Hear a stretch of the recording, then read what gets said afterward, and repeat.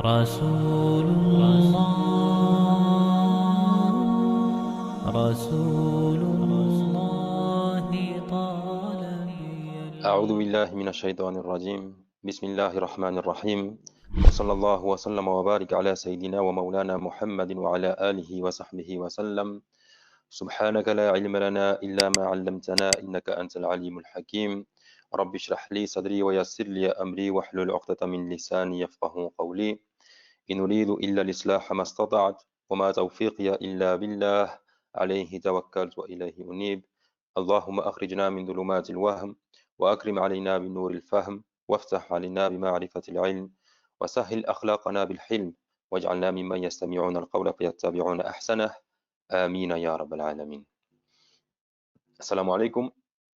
Como siempre, daros una vez más, una semana más, un nuevo domingo, daros la bienvenida a este espacio en el que estamos tratando de descubrir realmente, descubrir quién era el mensajero Muhammad sallallahu alaihi wasallam, y lo tratamos de descubrir acerca de conocerle, y le tratamos de conocerle acerca o mediante el conocimiento de su vida, mediante lo que hizo, mediante sus cualidades, mediante sus enseñanzas, mediante su trato con el cercano y con el lejano, mediante su trato con el amigo y con el enemigo, mediante su trato con los mayores y con los pequeños, con los hombres y con las mujeres. ¿Y todo ello para qué?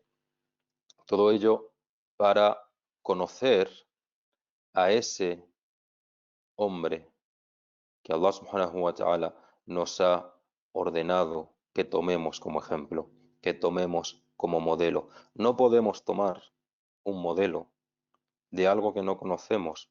Realmente no podemos, por ejemplo, adorar a Allah subhanahu wa ta'ala si no le conocemos. No podemos amar a Allah subhanahu wa ta'ala si no le conocemos. No podemos amar a Muhammad sallallahu alayhi wa sallam si no le conocemos. Y del mismo modo que cuanto más conoces a tu mujer, más te enamoras de ella, cuanto más conoces a tu marido, más te enamoras de él, cuanto más conoces al mensajero sallallahu alayhi wa sallam, más te enamoras de él con un amor real y sincero que inshallah, y le pedimos a Allah que así sea, será la causa de que nos encontremos con él, de que nos reunamos con él en el lugar más elevado del jardín, inshallah. Estamos inmersos de lleno en el tiempo de Meca, en los primeros 6-7 años de la profecía. Estamos en el final del periodo del Dawah secreto, en el que el mensajero sallallahu alaihi wasallam comienza a llamar a su gente, comienza a llamar en primer lugar a sus familiares al din de Allah. Vimos en la última sesión cómo lo hacía y cómo Abu Lahab se lo trataba de impedir continuamente. Vimos ese famoso episodio en el que el profeta sallallahu alaihi wasallam va al monte de Safa y comienza a llamar a las tribus una por una: ya Banu Abdul Muttalib, ya Banu Abd Manaf, ya Banu Hashim, ya Banu Husay, ya Banu Adi, ya Banu Taim, llamando a todas y cada una de las tribus, y cuando se congregan a su alrededor les dice: ¿me creeríais si os dijera esto y esto otro? Sí, te creeríamos. Pues entonces tened en cuenta que... Pero Abu Lahab nuevamente se lo impide.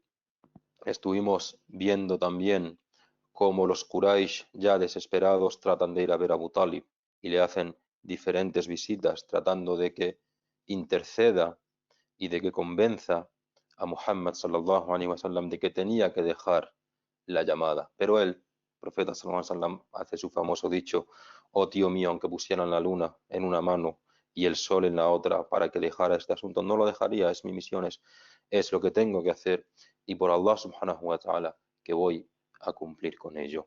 Vimos cómo por ello, por mantenerse firme, sufrió numerosos ataques. Sufrió numerosos ataques él en su persona.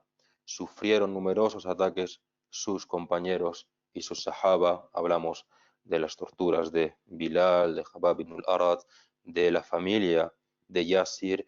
Y es, subhanallah, cuanto más les torturaban, más aumentaba su imán. Cuanto más trataban de castigarles, más se afianzaban y se fortalecían en que la ilaha illallah Muhammad Rasulullah era como si de alguna manera dijeran, esta es la muestra, esta es la prueba de que estoy en lo correcto. Y por ello Allah subhanahu wa ta'ala aumentaba su firmeza y su determinación. Y luego hablamos de la primera hijra abisinia, ese primer grupo de 16 o de 17 compañeros, que Allah esté complacido con todos ellos, que va a Abisinia, a los dominios del Negus, del Najashi, que era un rey cristiano muy conocido por su justicia y muy conocido por su equidad. Y entonces allí ese pequeño grupo de sahabas que va permanece bien, son bien tratados, no son atacados por nadie, pero tiene lugar el suceso en el que el profeta sallallahu alaihi wasallam está recitando la Suratun Najm y cuando termina, que termina con Fasjudu lillahi wa'budu, postraos ante vuestro Señor y adoradle, postraos ante Allah y adoradle, todos caen postrados. Caen postrados tanto los creyentes como los incrédulos, todos caen postrados y ya hablamos de que es un suceso del que se dice, y que Allah nos libre de pensar ello, que Shaitán introduce algo, que Shaitán introduce y eso que introduce Shaitán es lo que hace que los Quraysh idólatras se postren. Pero eso es, como dijimos, es una mentira, es una acusación de los enemigos del Islam y de los enemigos del mensajero Muhammad sallallahu alaihi wasallam, a la que no podemos ni debemos prestar oídos, porque si no, eso nos podría llevar a decir, bueno, ¿y por qué ahí sí y en el resto no? Pero no, en ningún momento de la palabra de Allah subhanahu wa ta'ala pronunciada por su mensajero sallallahu alaihi wasallam hay cabida y hay lugar para que Shaitán introduzca algo que viene de él y que no viene de nuestro Señor. Entonces fue justo ahí donde lo dejamos. Vuelven los sahaba, el pequeño grupo que había ido a la Hijra Abisinia, pensando que se había solucionado la situación, que los musulmanes ya podían vivir en paz porque los nobles de Quraysh habían aceptado el Islam, pero se dan cuenta de que no. Se dan cuenta de que la situación es todavía peor, de que la situación es todavía más dura contra los musulmanes. ¿Y qué hacen? Vuelven a irse. Vuelven a irse a ese lugar, lo que hoy en día sería el cuerno de Etiopía, del Habasha, en el que están siendo bien tratados. Esta vez el grupo, en vez de ser de 16 o de 17, es de 90 personas. A la cabeza de ese grupo está Ja'far ibn Abi Talib, el primo del mensajero Muhammad sallallahu alaihi wasallam. ¿Qué ocurre? Ocurre que los Quraysh no pueden permitir que un grupo tan grande, 90 personas entre hombres y mujeres, se vaya a Abisinia. ¿Por qué? Porque piensan que allí pueden hacerse fuertes, piensan que allí pueden llamar a gente al Islam y que pueden ser realmente un enemigo contra esa sociedad tan cerrada y que tantos privilegios tenían, como dijimos la semana pasada. Entonces intentan impedirlo. ¿Y cómo tratan de impedirlo? Tratan de impedirlo enviando a dos representantes, Abdullah ibn Abi Rabi'a y Amr ibn al-As. Amr ibn al-As, sobre todo, conocido por su capacidad de convencer. Tenía una oratoria, su compañero también, pero eran gente muy diplomática, que era capaz de dar un discurso, de pronunciar unas palabras y de convencer a todo el mundo, ¿no? Se metía a la gente en el bolsillo con sus palabras. Y entonces la estratagema es, los musulmanes están allí y llegan los Quraysh, estos dos Quraysh, cargados a rebosar de regalos, llenos de regalos. ¿Regalos para quién? Hay quien podría decir, bueno, regalos para el Negus, regalos para el Najashi, regalos para el rey. Regalos para la corte, regalos para los consejeros del rey, regalos para los que tenían influencia sobre el rey. Entonces, sobornan realmente y compran toda esta influencia que rodea al rey. Y luego ya, cuando tienen en su bolsillo todo, cuando ya se han ganado a toda la corte, cuando ya se han ganado a toda la corte del Najashi, sus consejeros y todo, van a él y le dicen: oh rey, algunos de nuestra gente, sobre todo los jóvenes e insensatos, han venido a tus tierras buscando tu protección. Han abandonado la creencia, el din de sus antepasados, pero no han aceptado la tuya. Él era cristiano, como hemos dicho. Han inventado algo completamente nuevo. Han huido aquí y sus familiares, que son los que mejor les conocen, nos han mandado con la misión de que los traigamos de vuelta. Entonces ellos van diciendo eso. Venimos respaldados por los familiares de los que han huido aquí y que son los que mejor les conocen y piden que nos los entregues de vuelta. Y toda la corte: sí, sí, sí, sí, sí, sí, tiene razón, tiene razón, tiene razón, tienen razón, han huido de su gente, han inventado un din nuevo que no es el din que nosotros seguimos, se están burlando de ti y además allí están siendo...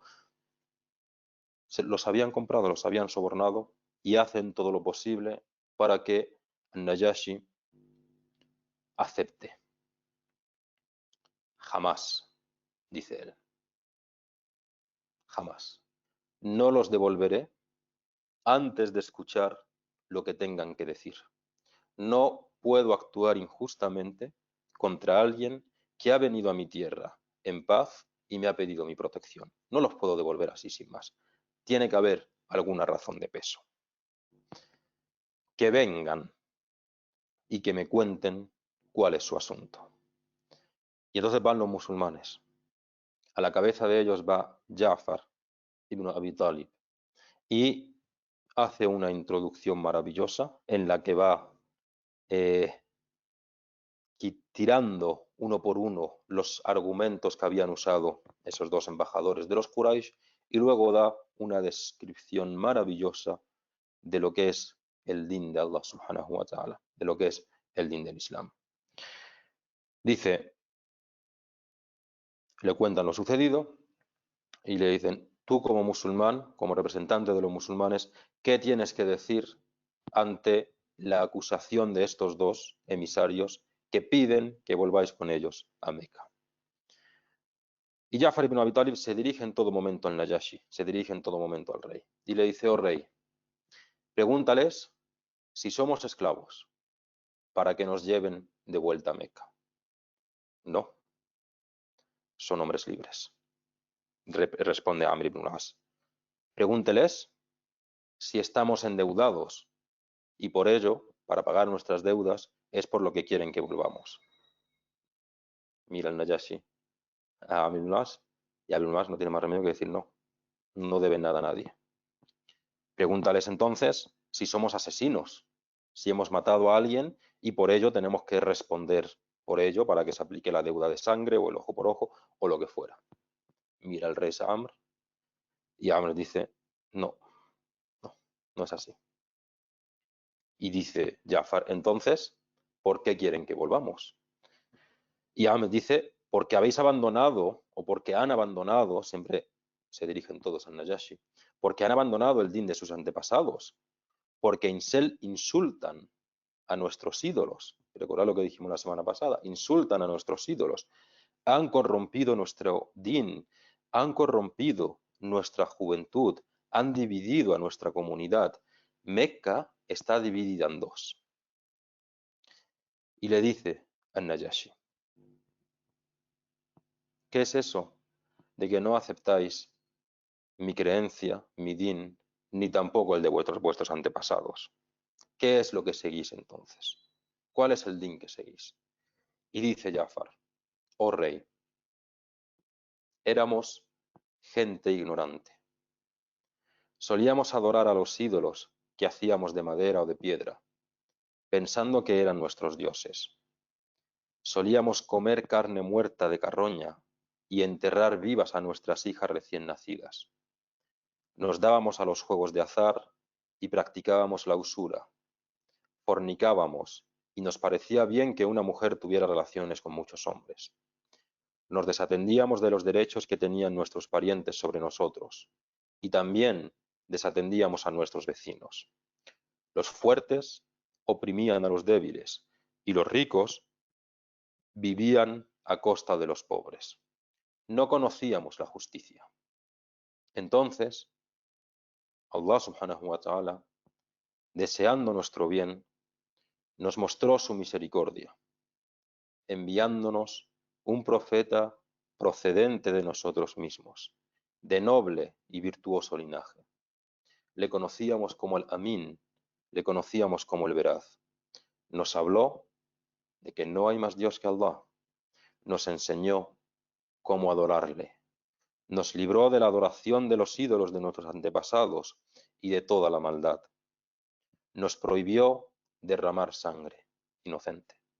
Nos prohibió practicar la usura.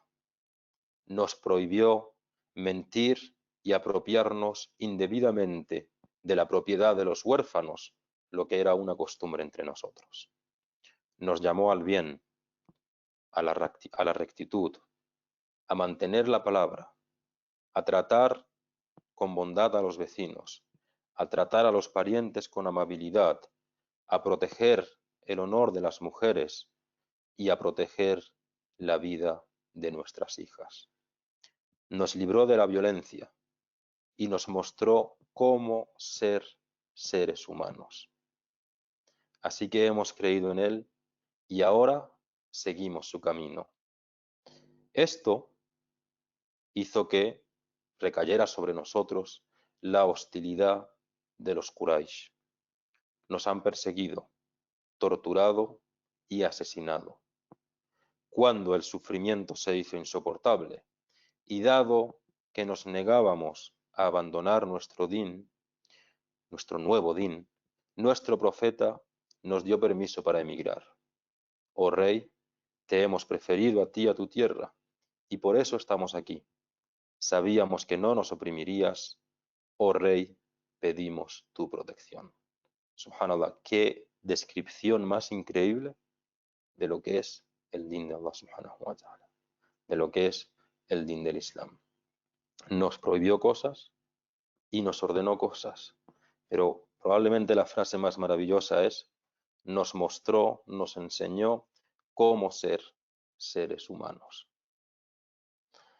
An-Najashi escucha todas estas palabras de Jafar y cuando termina le hacen una pregunta. Le dice: ¿conoces de memoria algo de lo que le fue revelado por Allah a vuestro profeta? ¿Conoces de memoria algo de esa revelación, es decir, del libro de Allah, es decir, del Corán? Y le dice: sí. Contesta Jafar. Y empieza a recitar, ¿qué? Jafar era muy inteligente. Empieza a recitar la sura de Maryam. ¿Por qué? Porque en la sura de Maryam se habla de Yahya, se habla de Maryam y se habla del nacimiento de Isa alayhi salam. Todo ello conocido correctamente por An-Najashi. Mientras recitaba, An-Najashi el Negus no paraba de llorar de emoción. Y cuando terminó, le dijo: juro por Allah que estas palabras provienen de la misma fuente de la que le fue revelado, lo que le fue revelado a Musa y a Isa alayhim salam. Y se vuelve hacia los emisarios de los Quraysh y les dicen: podéis iros, porque jamás os devolveré a esta gente que está aquí. Y de esta manera fue como ese grupo de musulmanes pudo permanecer sin ningún tipo de problema los años que fueran necesarios en Abisinia. Y así fue como desmontaron todas las acusaciones, explicando sencillamente lo que es el din del Islam. Fijaos, subhanallah, para que luego se nos intente vender a los propios musulmanes que el din son todo reglas internas y de... ya está. Y de que arderás en el infierno y no sé qué, subhanallah. Eso es el din. Esto es el din de Allah subhanahu wa ta'ala. Esto es realmente el mensaje del Islam. Pero ese mensaje del Islam en Mecca no podía extenderse. La hostilidad de los Quraysh contra los musulmanes era demasiado fuerte. ¿Hasta qué? Hasta que pasaron dos cosas que cambiaron la situación. La primera de esas dos entradas al Islam. La primera de esas dos entradas al Islam, ¿cuál es? Es la del león del Islam, Hamza, el tío del mensajero Muhammad sallallahu alaihi wasallam. ¿Y cómo se hace Hamza musulmán? Subhanallah. Hamza se hace musulmán por honor, ni más ni menos. Luego ya Allah abre su corazón, pero se hace musulmán por dignidad. ¿Cómo? En una ocasión, los Quraysh de Mecca, viendo que el profeta sallallahu alaihi wasallam estaba en la Kaaba haciendo el tawaf y luego se paraba a hacer 2 rakats, mientras lo hacía le insultaban. Es como si fuera ese corro de los niños, ¿no? que van envalentonándose unos a otros. ¿A qué ahora no vas tú y no sé qué? ¿A qué ahora no vas tú? ¿A qué ahora no vas tú? Y así eran, y así iban en su contra. Y en una de estas, ¿a que no le tiras una piedra? ¿A que sí? Y Abu Jahl le tira una piedra. Le tira una piedra y su rostro comienza a sangrar. El rostro del profeta, sallallahu alaihi wasallam. Una chica, una sirviente, había sido testigo de todo ello. ¿Y qué hace? Rápidamente va a buscar a Hamza y le dice: oh Hamza, están atacando a tu sobrino, a tu primo, perdón, le están atacando a Muhammad en la Kaaba. Y rápidamente llega al lugar, el profeta sallallahu alaihi wasallam ya se había retirado. ¿Quién ha sido? Ha sido Abu Jahl. Y Hamza con su arco le empieza a golpear. Le empieza a golpear y le dice: ¿eres tú la persona que ha dicho malas palabras y que ha dañado al hijo de mi hermano? ¿Eres tú quien le ha acusado de todo ello? ¿Eres tú quien ha hecho que se derrame su sangre? Y dice: pues que sepas que su din es el mío. Y si te crees capaz ahora, hazme a mí lo que le hiciste a él. Venga, atrévete a ir contra mí como te atreviste a ir contra él. Y Abu Jahl rápidamente se echa para atrás y dice: que nadie le toque, Hamza tiene razón. Dije malas palabras e hice daño a su sobrino. Y cuando se fue Hamza, Abu Jahl dijo: no le provoquéis, porque me temo que por su enfado hacia nosotros se va a hacer musulmán. Y si eso ocurre, Muhammad tendrá mucha más fuerza y eso será terrible para nosotros. Y eso fue exactamente lo que ocurrió. Por vengar el honor. Es por la entrada de Hamza ibn Abdul Muttalib al Islam. Y Hamza va directamente a ver al mensajero, sallallahu alaihi wasallam, y le dice: oh Muhammad, te he vengado de Abu Jahl. Él te ha hecho sangrar y yo le he hecho sangrar. No estés triste, alégrate. Claro, Hamza pensaba que el mensajero sallallahu alaihi wasallam estaba triste porque le habían golpeado y porque estaba sangrando y porque le vilipendiaban y le atacaban y todo ello. No estés triste, ya está, ya te he vengado, alégrate. Y el profeta sallallahu alaihi wasallam dice: no, no, yo no me alegro con esas cosas. Y entonces le dice Hamza: ¿y qué es lo que te alegra? Yo soy capaz de hacer lo que quieras para que estés alegre y para librarte de esa tristeza, de esa melancolía que te embarga. Y le dijo: oh Hamza, solo me alegraré cuando seas capaz de salvar tu cuerpo del fuego del infierno. Y le dice: oh Muhammad, atestigo que no hay más Dios que Allah y que tú eres su siervo y mensajero.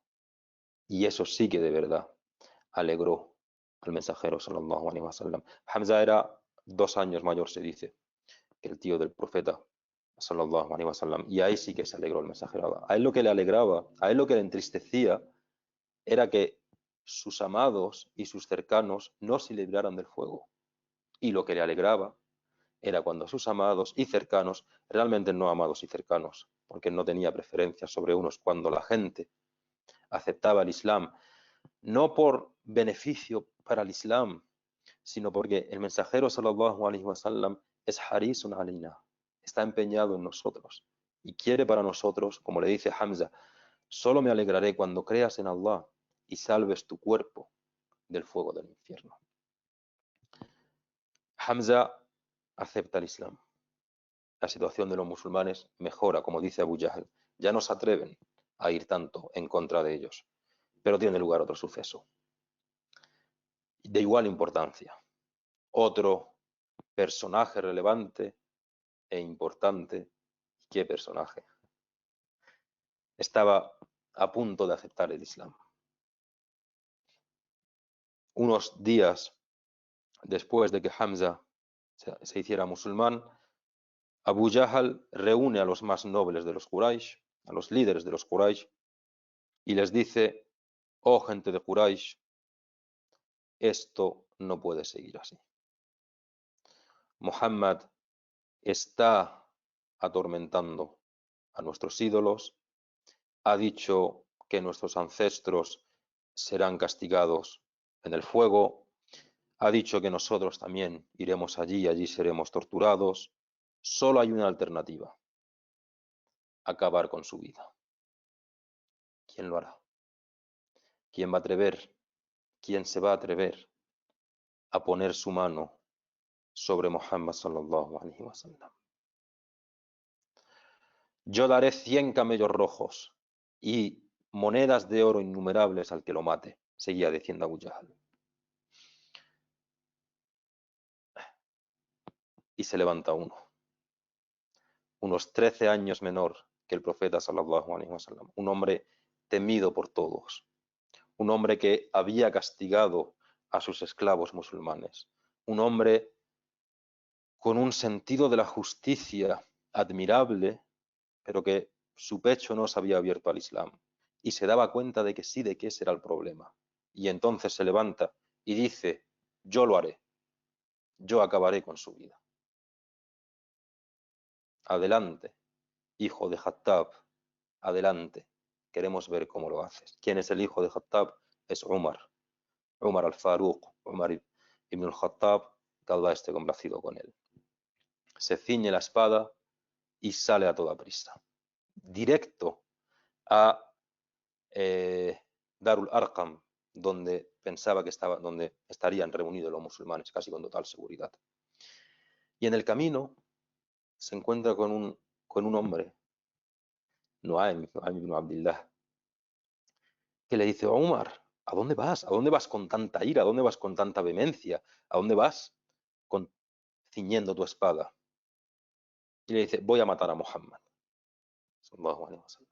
Él ha provocado la desunión entre la gente, él ha provocado la enemistad entre las hermanas, él ha provocado que la gente se separe y que las familias se dividan. Voy a acabar con su vida. Y le dice Abdullah ibn Nuaym ibn Abdillah, le dice: pero si le matas, todo el clan de los Abdul Muttalib irá contra ti. Umar agarra la espada y va hacia él y le dice: ¿qué pasa? ¿Quieres que te mate a ti también? ¿Quieres ser tú el primero en morir? Nuaym le dice: no, no, Umar, a mí déjame ir, pero antes de ir a Muhammad, ¿por qué no pones en orden tus propios asuntos? ¿Por qué no corriges a tu propia familia? Ve a ver a tu hermana y ve a ver a su marido, porque ellos también han entrado en el din de Muhammad sallallahu alaihi wasallam. Todo esto lo estaba haciendo Nuaym ibn Abdillah para ganar tiempo y para ir a avisar al mensajero sallallahu alaihi wasallam. Se dice que él era musulmán, y a la gente de Darul Arqam de que se prepararan, porque Umar, y era Umar, se prepararan de que Umar iba a ir contra ellos.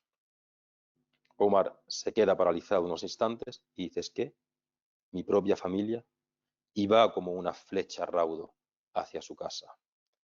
Cuando se aproxima, escucha unas recitaciones, escucha unas lecturas del Corán. Era Habbab, ¿os acordáis, no? Que hablamos de Habbab ibn al-Arat, el herrero, que era torturado con hierro candente y luego tenía él que curar a su ama, subhanallah, con hierro candente. Era Habbab ibn al-Arat, que estaba enseñándoles el Corán a Fátima, la hermana de Umar, y a su esposo, Said.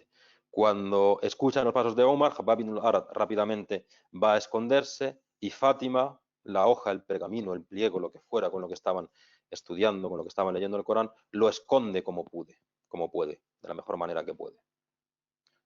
Y Umar dando un portazo, entra la espada ceñida. ¿Qué era eso que he escuchado? Nada, nada, eran asuntos de familia, eran asuntos de pareja, no tienes que involucrarte en ello, le dice su hermana. Umar se enfada y dice, así que es verdad lo que he oído, ¿no? Vosotros también habéis sido engañados con esa magia. Vosotros también habéis sido hechizados por el mago, por el hechicero de Muhammad, ¿no? Agarró a Said, a su cuñado, por el cuello y lo tira al suelo. Y cuando su hermana intenta ayudar a su marido, Umar le da una bofetada en la cara. Claro, era Umar, pero es que su hermana era Fátima. ¿Eh? Y claro, Umar ve a Fátima, su hermana también. Si Umar tenía carácter, no os quiero ni contar allá quién era Fátima. Ve como la sangre emana por su rostro, por su nariz. Le había roto una nariz o un labio, no sabe más, con el golpe. Y Fátima levanta el rostro y mirándole a los ojos le dice, oh Umar, ¿por qué no te avergüenzas de una vez ante Allah? ¿Por qué no crees de una vez en su profeta? Sí, mi marido y yo hemos tenido el honor o tenemos el honor de ser musulmanes. Acaba con nosotros, mátanos si quieres, pero no vamos a renunciar a nuestro imán. Cuando ve esa fuerza en su hermana, cuando ve esa valentía y esa firmeza, Omar se sienta y le dice, bueno, traedme eso que estabais leyendo. Quiero ver eso que estabais leyendo. Y esta parte me encanta. Y Fátima,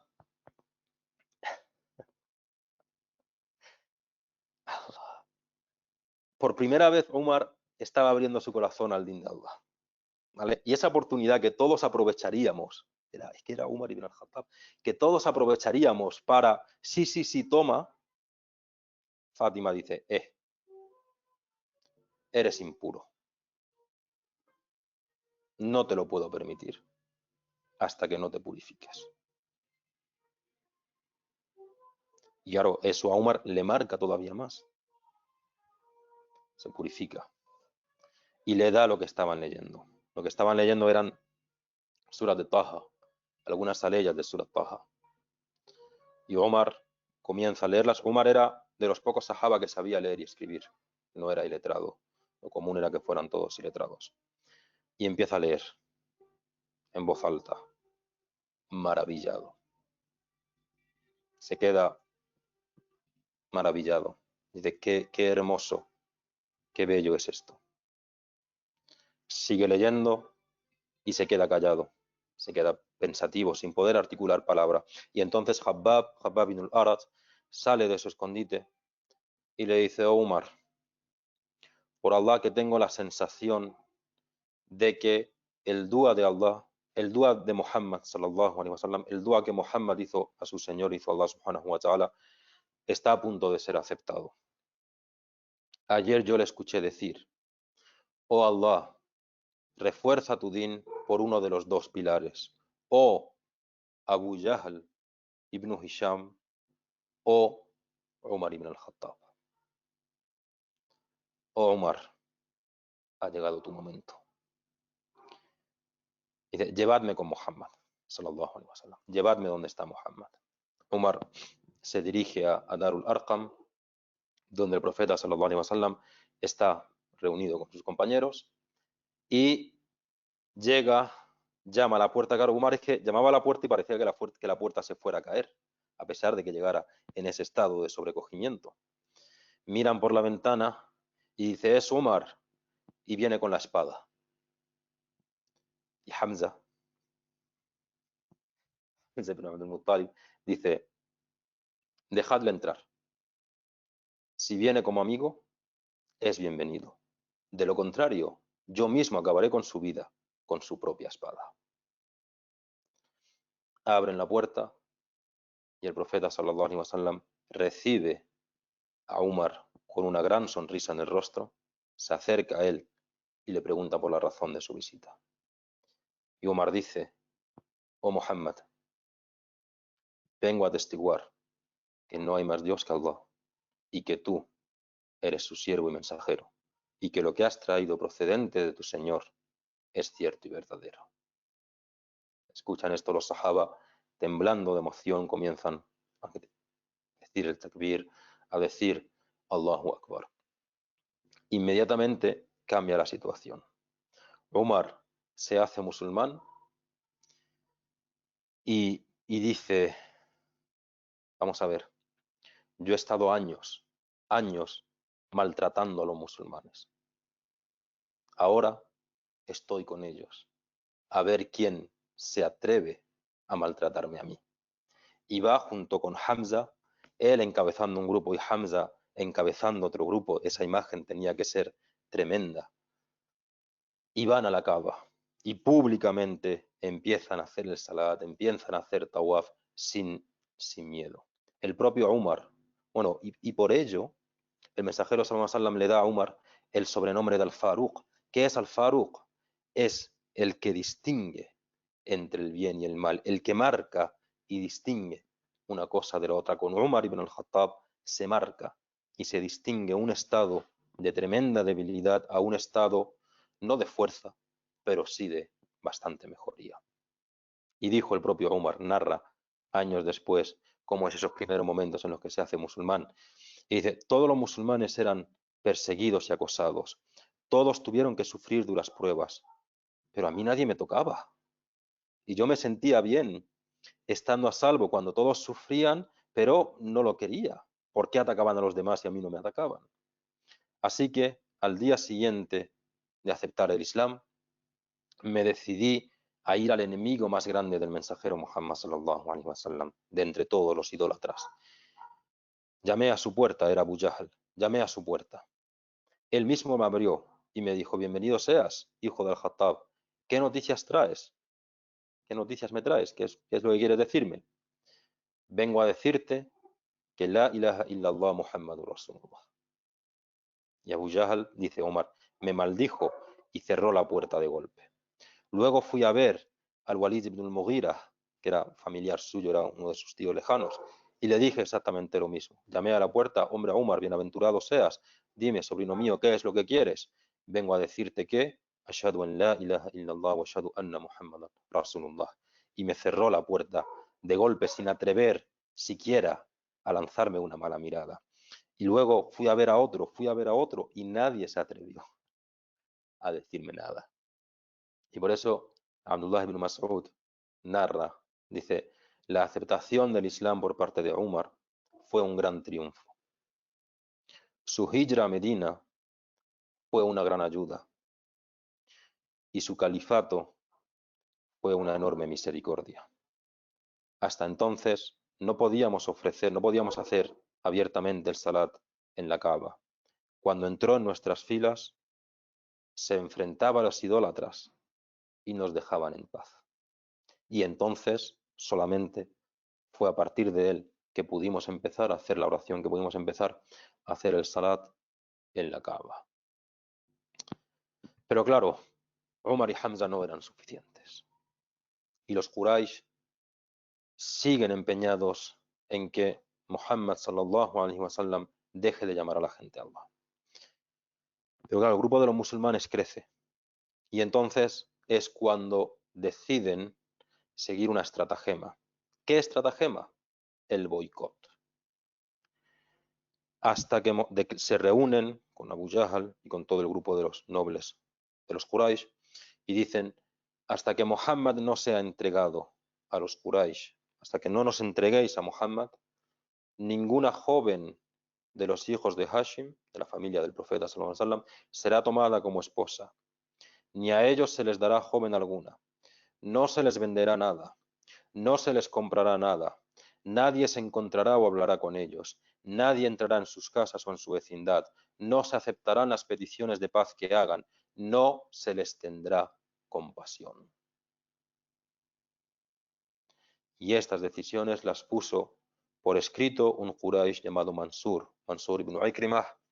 Colgaron el papel en el interior de la Kaaba donde colgaban las cosas importantes.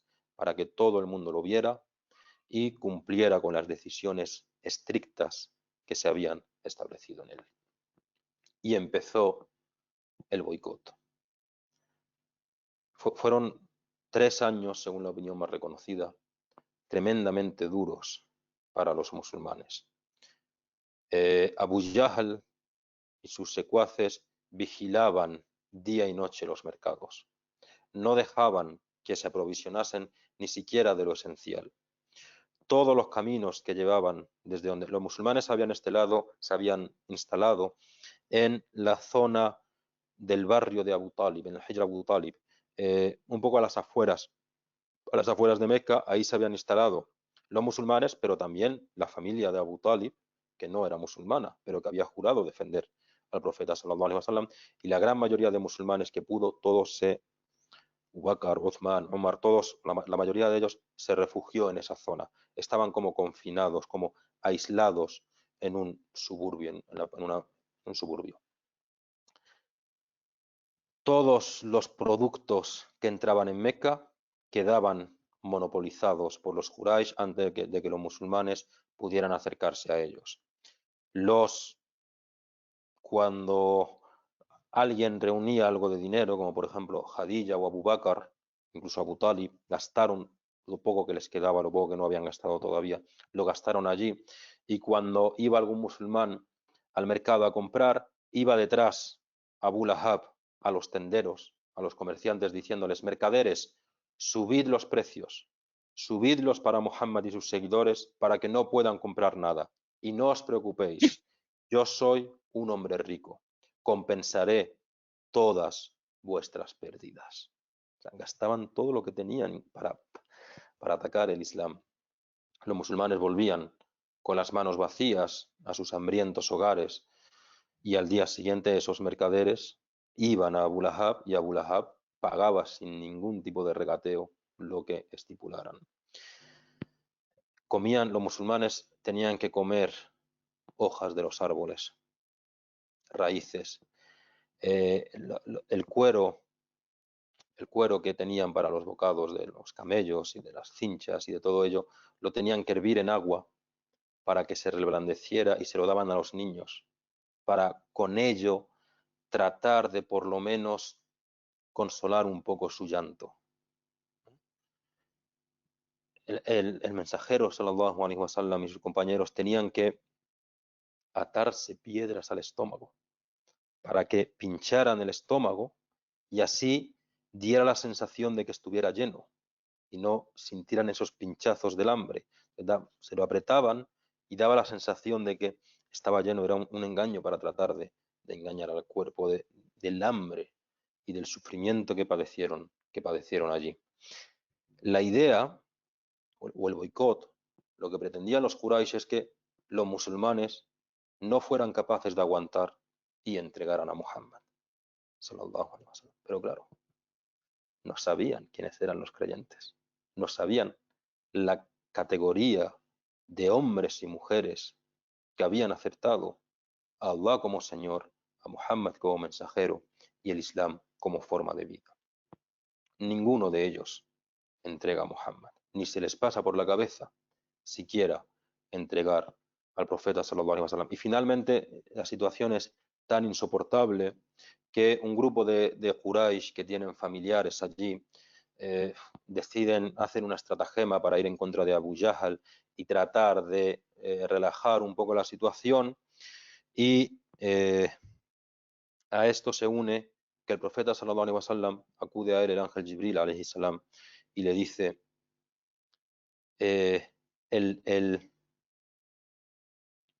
pergamino o el sitio en el que han puesto todo este boicot, no se mantendrán relaciones con ellos, no se les venderá, no se les comprará, donde se ha estipulado todo ello, se lo ha comido un gusano o las termitas o algo, excepto el comienzo, que era Bismika Allahum, en tu nombre, oh Allah.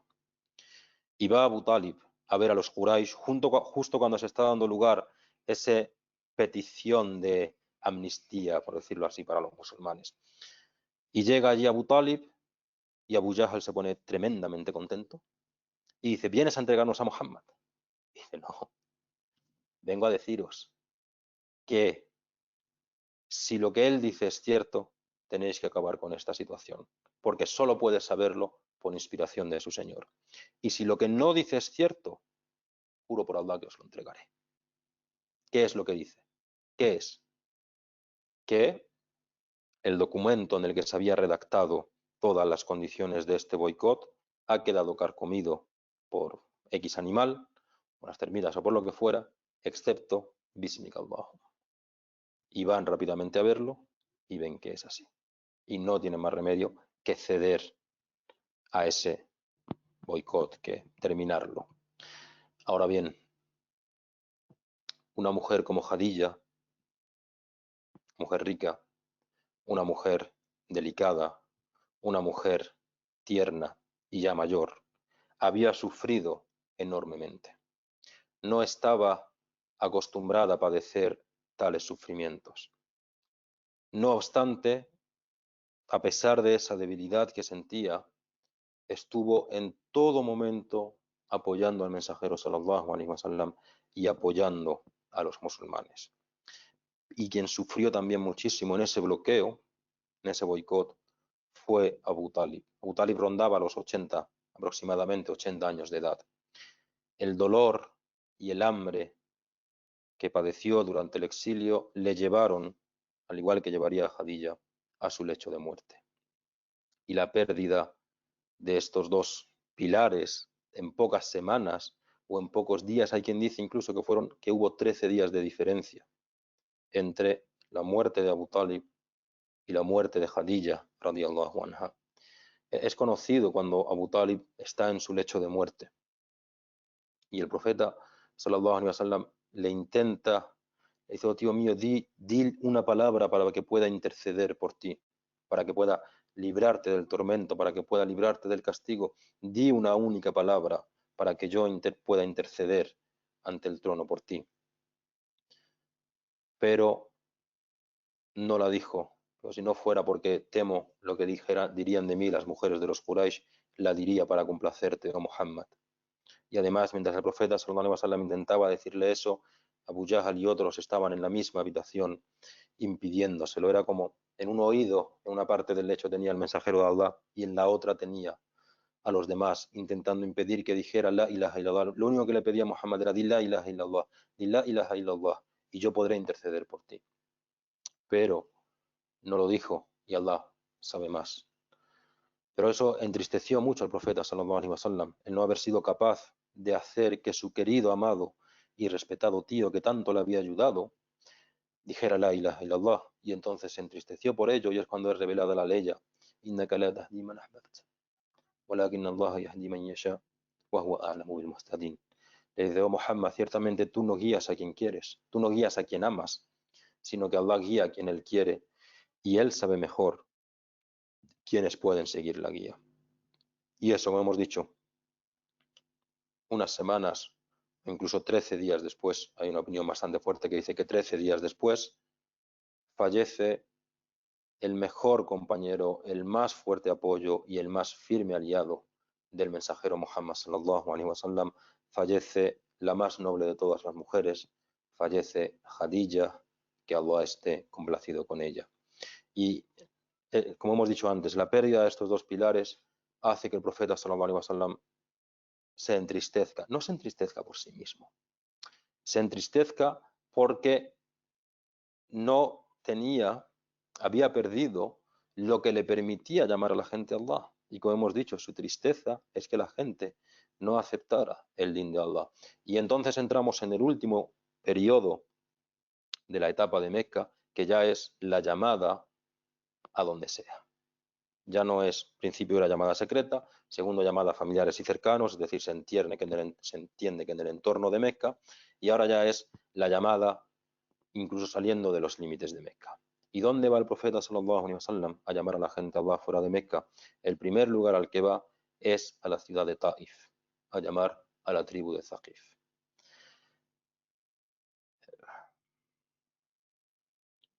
No tiene ningún resultado, todo lo contrario.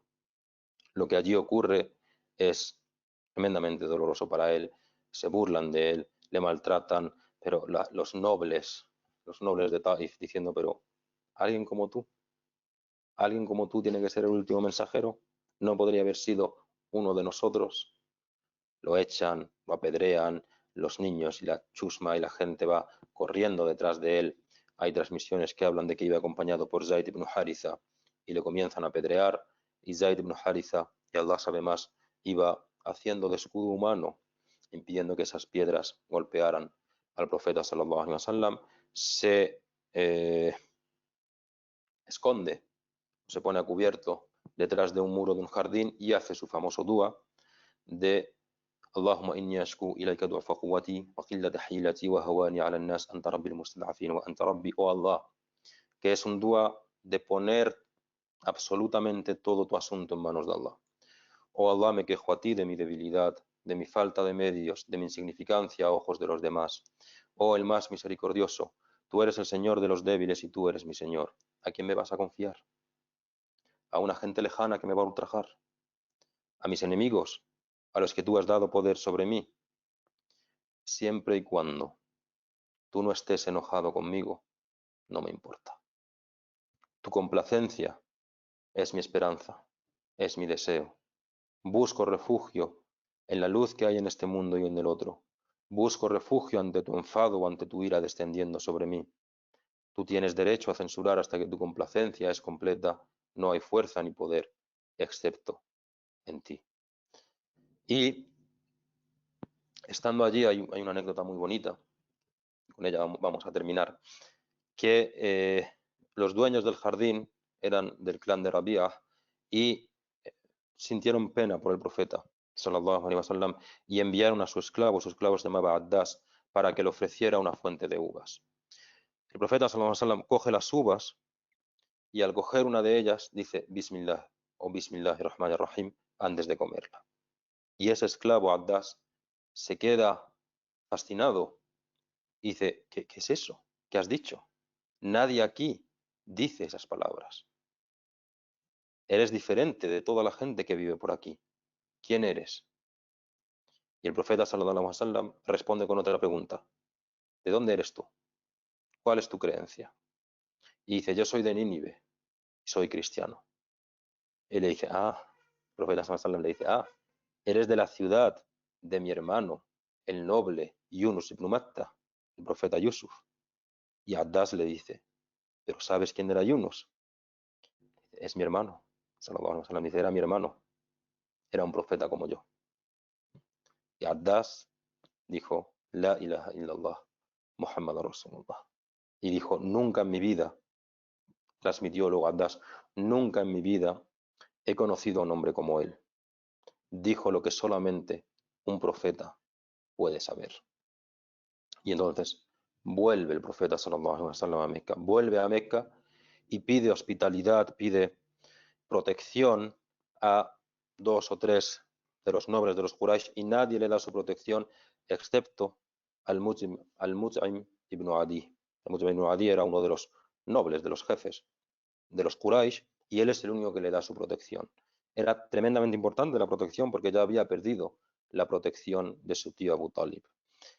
Y entonces Al-Mut'im va con el mensajero sallallahu alaihi wasallam a la Kaaba y les dice que sepáis que está bajo mi protección, quien le ataque me atacará a mí, quien vaya en su contra estará yendo en mi contra. Y Abu Jahl, tremendamente enfadado y preocupado, se dirige a él y le dice, oh Mut'im, ¿le estás dando tu protección o eres uno de ellos? Y le dice, vale. Le dice el Mut'im, no, únicamente le estoy dando mi protección. Y entonces dice Abu Jahl, en ese caso, por respeto a ti, lo aceptamos. Y entonces el profeta sallallahu alaihi wasallam recibe, es la época en la que comienza a llamar a todas las tribus de los alrededores y es cuando recibe uno de los más grandes regalos y milagros que Allah subhanahu wa ta'ala le concedió. ¿Cuál es ese regalo y cuál es ese milagro que tiene lugar a la vuelta de Taif en un año antes o un año y medio o 2 años antes, según la opinión más reconocida, en el 27, la noche del 27 del mes de Rajab? Es cuando tiene lugar el viaje del Isra wal Mi'raj, del que hablaremos muy sucintamente mañana porque hace unas semanas ya hablamos larga y extensamente de ese viaje y le pedimos a Allah subhanahu wa ta'ala que llene nuestros corazones de amor por el profeta sallallahu alaihi wasallam y por sus compañeros. Le pedimos a Allah subhanahu wa ta'ala que ilumine nuestros corazones con la luz, con tu luz y con la luz de tu mensajero sallallahu alaihi wasallam. Te pedimos a Allah que nos hagas tener la mejor opinión de tu profeta sallallahu alaihi wasallam y de todos sus compañeros y que nos permita reunirnos en una situación mejor que esta bajo la sombra de tu trono, en su compañía, en el lugar más elevado del jardín. Amin. Bisiri wa barakati. Bismillahir Rahmanir Rahim. Alhamdulillahi Rabbil Alamin. الرحمن الرحيم مالك يوم الدين إياك نعبد وإياك نستعين اهدنا الصراط المستقيم صراط الذين أنعمت عليهم غير المغضوب عليهم ولا الضالين آمين. اللهم صل على سيدنا محمد عبدك ورسولك النبي الأمي وعلى آله وصحبه وسلم تسليما. سبحان ربك رب العزة عما يصفون وسلام على المرسلين والحمد لله رب العالمين. Assalamu alaikum, nos vemos mañana, inshallah. Salam alaikum.